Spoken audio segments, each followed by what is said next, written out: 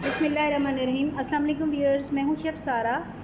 आज मैं आपके लिए सीख कबाब बना रही हूँ। बीफ का मैंने 3 kg कीमा ले लिया, जिसको मैंने बारीक पिसवा लिया। इसमें थोड़ी सी चर्बी भी साथ पिसवा ली हुई है। इसमें 3 स्लाइस ब्रेड के जा रहे हैं, 2 अंडे जा रहे हैं, थोड़ी सी कुटी मिर्च है, हरी मिर्ची हैं 8 से 10, 2 प्याज हैं, लहसुन अदरक का पेस्ट है, और इसके अलावा इसमें जा रहा है ज़ीरा पाउडर 2 टेबलस्पून भर के मैंने डाला है।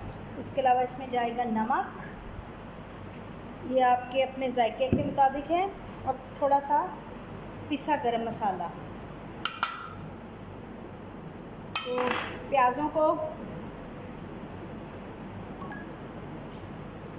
प्याज़ों को मैंने चॉप करने के बाद इनका पानी अच्छे तरीके से निकाल दिया था, ताकि कीमे के जो कबाब हैं वो टूटे ना। तो ये मिक्स करके मैं आपसे दोबारा मिलती हूँ। ये मसाला मैंने मिक्स कर लिया है, थोड़ा सा मैंने इसमें सोडा डाला था। अब इसको हम ढक के दूसरी परात के साथ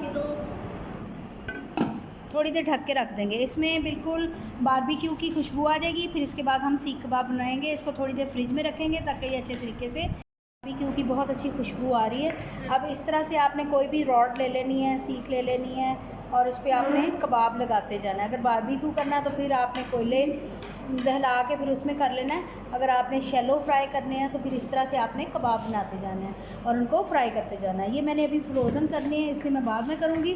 तो उम्मीद है कि ये रेसिपी अब बहुत अच्छी लगी होगी। मिलते हैं अगली रेसिपी के साथ। अल्लाह हाफ़िज़।